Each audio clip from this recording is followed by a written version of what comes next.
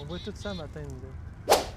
Dans un premier temps, le maire Bruno Marchand nous a donné rendez-vous lundi au Pop d'Orsay. S'il est réélu le 2 novembre prochain, le chef de Québec, fort et fier, s'engage à rendre le permis des terrasses gratuit pour les restaurateurs. Et pour vous donner une petite idée, là, dans le cas du Pop d'Orsay, ça coûte aux propriétaires 2500 $ par année pour exploiter une terrasse. Vous comprenez que ce taux est variable selon la superficie de la terrasse et aussi son emplacement dans la ville de Québec. Pour sa part, le chef de Québec d'abord a fait campagne mardi et mercredi sur le thème de la mobilité à Québec. Claude Villeneuve s'est engagé, entre autres, à augmenter le temps de passage au feu piéton, pour donner plus de temps aux piétons de traverser les intersections.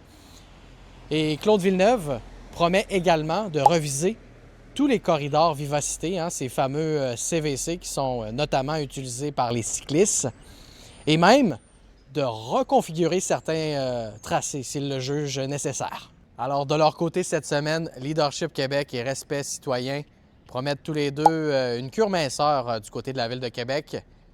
Stéphane Lachance et Sam Hamad promettent donc de couper dans le gras de l'administration municipale.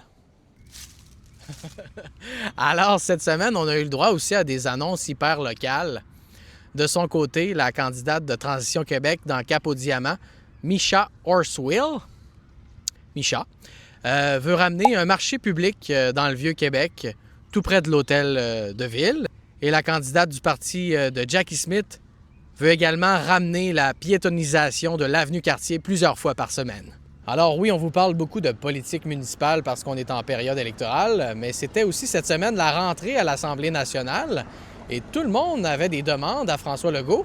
Et si le premier ministre du Québec nous écoute, j'en ai une pour lui.